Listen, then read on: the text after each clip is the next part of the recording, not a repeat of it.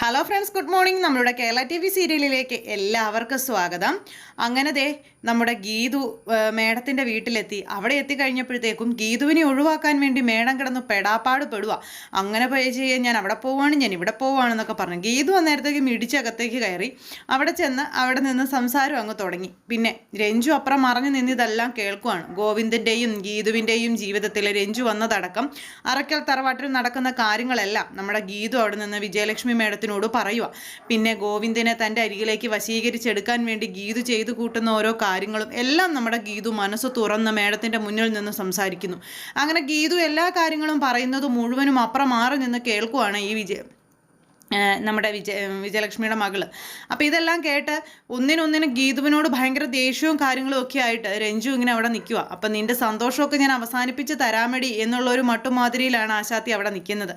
അങ്ങനെ ആ ഒരു തീരുമാനവുമായിട്ട് ഇവളിങ്ങനെ നിൽക്കുന്ന സമയത്ത് സംസാരിച്ച് കുറച്ച് കഴിഞ്ഞപ്പോഴത്തേക്കും നമ്മുടെ ഗീതുവിന് വെള്ളം കുടിക്കണമെന്ന് പറഞ്ഞു.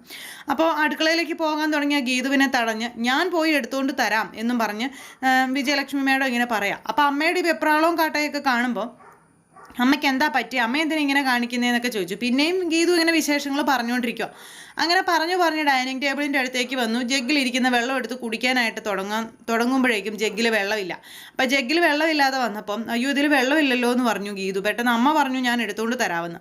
അങ്ങനെ അമ്മ വെള്ളം എടുക്കാൻ പോകാൻ തുടങ്ങിയപ്പോൾ ഗീതു ഇത് സമ്മതിച്ചില്ല. ഞാൻ എടുത്തോളാം എന്നും പറഞ്ഞ് നിർബന്ധം പറഞ്ഞ് ഗീതു തന്നെ അടുക്കളയിലേക്ക് പോവുക. അപ്പം ഗീതു അടുക്കളയിലേക്ക് വരുന്നത് ഈ രഞ്ജു കണ്ടു. വേഗം തന്നെ രഞ്ജു അടുക്കളവാതിൽ തുറന്ന് പുറത്തേക്ക് ഇറങ്ങി. അങ്ങനെ രഞ്ജു പുറത്തേക്ക് ഇറങ്ങുകയും ചെയ്തു. കറക്റ്റ് പുറത്തേക്ക് ഇറങ്ങുന്ന സമയം നോക്കിയതേ നമ്മുടെ ഗീതു അകത്തേക്കും വന്നു. ഗീതു അകത്തേക്ക് വന്നു കഴിഞ്ഞപ്പോൾ ഈ കാഴ്ച കണ്ട് ഞെട്ടി. ഇത് കണ്ട് ഇങ്ങനെ പേടിച്ച് ഇങ്ങനെ നിൽക്കുക. അമ്മേ എന്നും പറഞ്ഞ് ഇങ്ങനെ ഒരു വിളി. അപ്പോഴേക്കും അവിടെ നിന്ന് മേഡത്തിൻ്റെ ചങ്ക് കിടന്ന് പടപടപടാന്ന് പറഞ്ഞ് ഇടിക്കുവാണ്.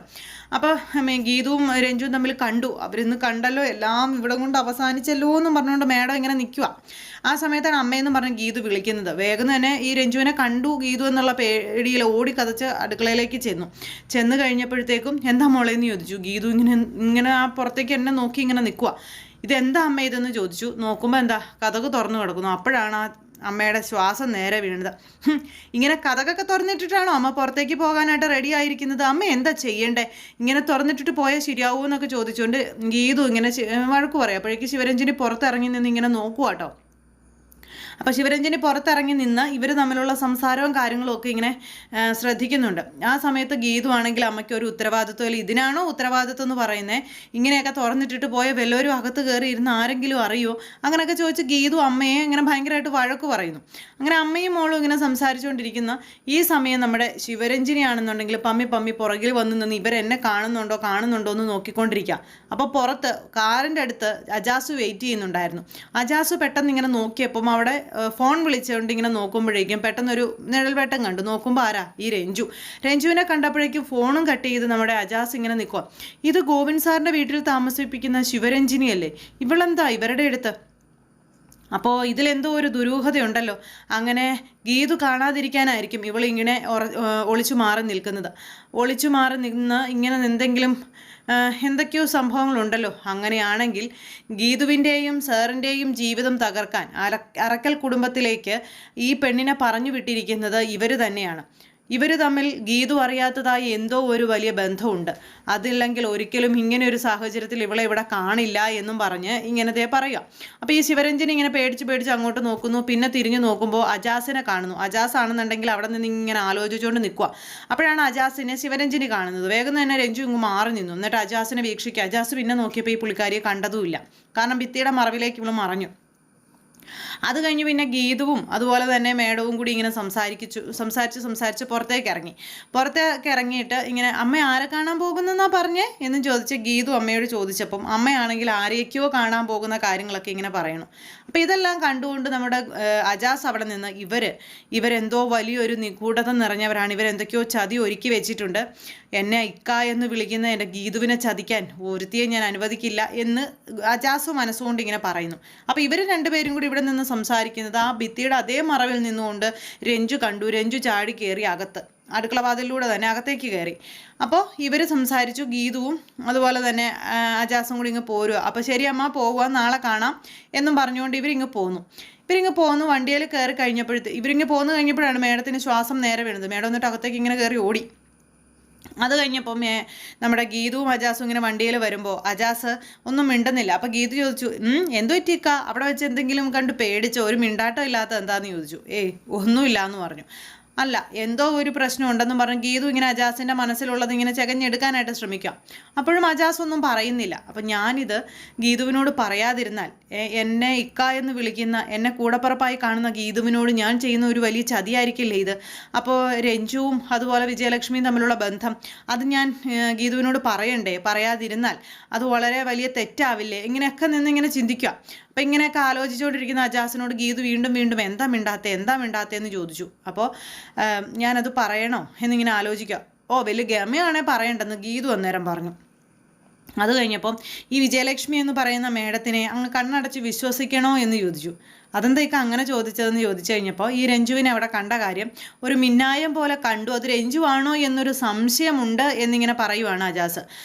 അപ്പോൾ എന്നെക്കൊണ്ട് അമ്മ എന്നാണ് വിളിപ്പിക്കുന്നത്, അമ്മയെന്ന് വിളിപ്പിക്കുന്നതുകൊണ്ട് എന്നെ ചതിക്കോ എന്നൊക്കെ ഇങ്ങനെ ചോദിക്കുന്ന ഗീതുവിനോട്, അമ്മ എന്ന് നമ്മൾ വിളിച്ചെങ്കിലും നമ്മളെ അതുപോലെ അടുത്തറിഞ്ഞ് സ്നേഹിക്കണമെന്നില്ല.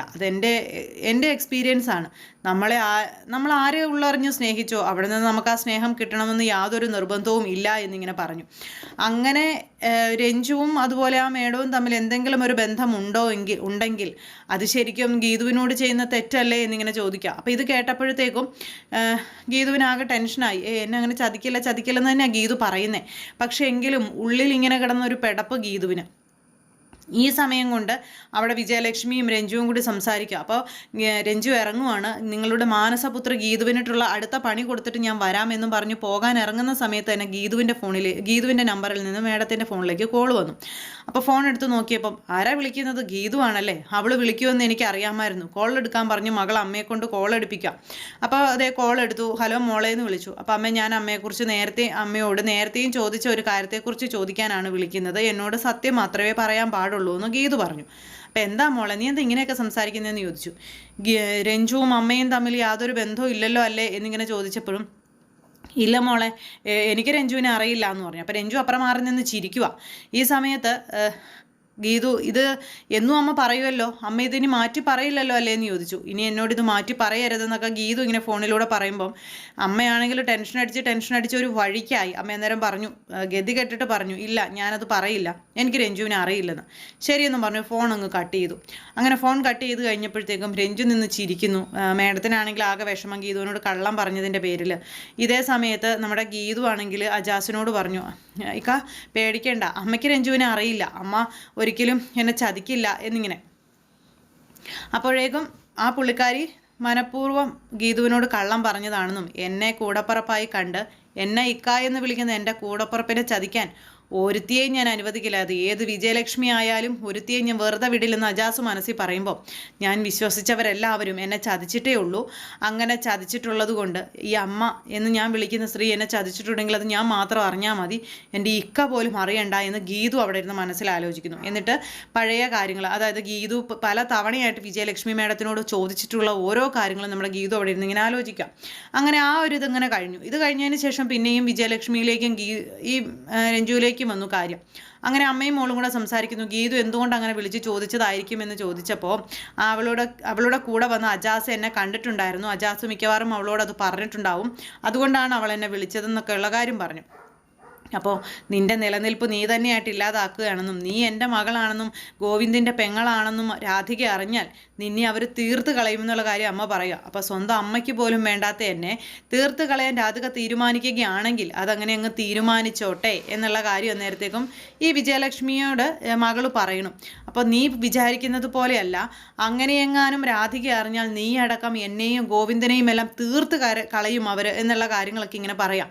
അങ്ങനെ അമ്മയും മോളും കൂടി ഇങ്ങനെ സംസാരിച്ചുകൊണ്ടിരിക്കുന്ന സമയത്ത് അമ്മയോട് വെല്ലുവിളിക്കാൻ വേണ്ടി, അമ്മയോട് വാശി തീർക്കാൻ വേണ്ടിയിട്ട് അമ്മയോട് ഇങ്ങനെ ഇതായിട്ട് സംസാരിച്ചുകൊണ്ടേയിരിക്കുക മകൾ. അമ്മയുമായിട്ട് യാതൊരു ബന്ധവും ഇല്ല, ഇനി അമ്മയെ എനിക്ക് കാണണ്ട, നിങ്ങളെ എനിക്ക് കാണണ്ട എന്നുള്ളൊരിതിൽ തന്നെ ഈ രഞ്ജു പറയണം. ഇതിനെല്ലാം കാരണക്കാരി നീയാണെന്നറിഞ്ഞാൽ ഗോവിന്ദന് പോലും പിന്നെ നിന്നോടൊരു ഇഷ്ടം ഉണ്ടാകില്ലെന്നുള്ള കാര്യം അമ്മ പറഞ്ഞു. നിങ്ങളല്ല തീരുമാനിക്കുന്നത്. എന്നോടുള്ള ഇഷ്ടം ഒരിക്കലും ഗോവിന്ദന് കുറയാൻ പോകുന്നില്ല. കാരണം ഞങ്ങളെ തമ്മിൽ ഒന്നിപ്പിക്കുന്ന ആ ഒരു കണിക എന്ന് പറയുന്നത് നിങ്ങളോടുള്ള വെറുപ്പാണ്. ആ വെറുപ്പ് നിൽക്കുന്നിടത്തോളം കാലം ഞാനും ഗോവിന്ദനും പിരിയാൻ പോകുന്നില്ല എന്ന് രഞ്ജു അമ്മയോട് പറയണു. ഇതും പറഞ്ഞ് രഞ്ജു അങ്ങ് പോയി. ഈ സമയത്താണെന്നുണ്ടെങ്കിൽ ഗീതു ഇതെല്ലാം അറിഞ്ഞിട്ടാണോ വിളിക്കുന്നതെന്നുള്ള ഒരു ടെൻഷനില്ല. അമ്മ ഫോൺ എടുത്ത് ഗീതുവിനെ തെരുതരാന്ന് വിളിക്കുക, പക്ഷെ കിട്ടുന്നില്ല. കോള് കിട്ടാതെ വന്നപ്പോഴത്തേക്കും ആകെ വിഷമിച്ചു. വേഗം ദേവിയുടെ മുന്നിലേക്ക് ഓടി ആ ഫോട്ടോയ്ക്ക് മുന്നിൽ പോയി നിന്ന് കരഞ്ഞു പ്രാർത്ഥിക്കുകയാണ്. എനിക്കുള്ളതെല്ലാം എൻ്റെ കയ്യിൽ നിന്ന് പോവുകയാണല്ലോ, ഞാൻ ആരോട് എങ്ങനെ സത്യങ്ങൾ പറയും എന്നൊക്കെ പറഞ്ഞുകൊണ്ട് ആ അമ്മ ഉള്ളിലെ സങ്കടം മുഴുവൻ ഭഗവതിയുടെ മുന്നിൽ പറഞ്ഞു തീർക്കുന്നു. ഇതേ സമയത്ത് ഗീതു മേഡത്തിനോട് പറഞ്ഞിരുന്നു രാധികാമ്മ പുതിയ വേഷം കെട്ട് തുടങ്ങിയിട്ടുണ്ട്. അവിടെ ഓരോ കാര്യങ്ങൾ വരുണിനെ കമ്പനിയിൽ കയറ്റാൻ വേണ്ടിയിട്ടോ അല്ലെങ്കിൽ വീട്ടിൽ കയറ്റാൻ വേണ്ടിയിട്ടൊക്കെ ചെയ്യുന്നുണ്ട്. ഇതെല്ലാം പറഞ്ഞായിരുന്നു ഗീതു. അതുപോലെ തന്നെ ഇത്തവണ സംഭവിച്ചു. ഗോവിന്ദിൻ്റെ മുന്നിൽ ദേ വന്നിരിക്കുന്നു വരുൺ. അപ്പോൾ ഗോവിന്ദ് ചോദിക്കുന്നു, നീ എന്തിനാ സ്വന്തം മുതൽ തന്നെ കട്ടെടുത്തത് എന്നിങ്ങനെ ചോദിക്കുമ്പോൾ രാധിക മകന് പറഞ്ഞു കൊടുത്തിട്ടുള്ള കാര്യങ്ങളൊക്കെ മകനിരുന്ന് ആലോചിക്കുക. വേറൊന്നുമല്ല, ഗോവിന്ദൻ്റെ മുന്നിൽ ഭയഭക്തി ബഹുമാനത്തോടെ താഴ്മയായി നിൽക്കണം, അതുപോലെ തന്നെ ഇല്ലാത്തൊരു കഥ അവൻ്റെ മുന്നിൽ പറയണമെന്നും പറഞ്ഞൊരു കഥ തന്നെ പറഞ്ഞങ്ങ് കൊടുത്തു. അപ്പോൾ ഈ ഒരു പ്രോപ്പർട്ടി കാര്യങ്ങൾ ഈ ഒരു ബിസിനസ് ഡീലും ഒക്കെ ആയിട്ട് ഇങ്ങനെ മുന്നോട്ട് പോയ സമയത്ത് അവർ കുറച്ച് പൈസ ഈ വരുണിന് കമ്മീഷനായിട്ട് കൊടുക്കാം, അപ്പോൾ ഇതിൽ ചെറിയ ഇതൊക്കെ നടത്തണം, അപ്പോൾ ആ ഒപ്പ് മേടിച്ച് കൊടുക്കണം എന്ന് പറഞ്ഞു. അപ്പോൾ ആ ഒരു ഇതിന് വേണ്ടിയിട്ട് ഞാൻ ചെയ്തതാണെന്നൊക്കെ പറയണം. അങ്ങനെയൊക്കെ പറഞ്ഞ് അമ്മ പറഞ്ഞു കൊടുത്ത കാര്യങ്ങളെല്ലാം മകൻ അതുപോലെ തന്നെ ഗോവിന്ദിൻ്റെ മുന്നിൽ പറയുന്നു. എന്തായാലും വരുൺ ഗോവിന്ദിൻ്റെ ഓഫീസിലേക്ക് തിരിച്ചു കയറാനുള്ള എല്ലാ പയറ്റിക്കൊണ്ടിരിക്കുക. വരുൺ മാത്രമല്ല, വരുണും അതുപോലെ തന്നെ രാധികയും കൂടെ ചേർന്ന് അതൊരു പരിധി വരെ വിജയം കണ്ടിങ്ങനെ നിൽക്കുന്നു. അപ്പോൾ അങ്ങനെയൊക്കെയുള്ളൊരു സിറ്റുവേഷനും കാര്യങ്ങളും ഒക്കെ കൂട്ടിയിണക്കിക്കൊണ്ടാണ് ഇന്നത്തെ അടിപൊളി കഥ വന്നിരിക്കുന്നത്. ഏതായാലും നമ്മുടെ ഗീതുവിൻ്റെ ജീവനും ജീവിതത്തിനും വേണ്ടി പോരാടാനും കട്ടയ്ക്ക് നിൽക്കാനും അജാസ് പുറപ്പെടുന്നു, അല്ലെങ്കിൽ അജാസ് കൂടെ നിൽക്കുന്നു. അജാസിനെ പോലെ നല്ലൊരു മനുഷ്യൻ ഇനി ഗീതുവിന് സംരക്ഷകനായി മാറുന്ന കാഴ്ചകളും ഒക്കെയാണ് നമുക്ക് കാണാനുള്ളത്. അപ്പോൾ ഇന്നത്തെ വിശേഷത്തിൽ ഇത്രത്തോളം കാര്യങ്ങളൊക്കെയാണ് സംഭവിച്ചിട്ടുള്ളത്.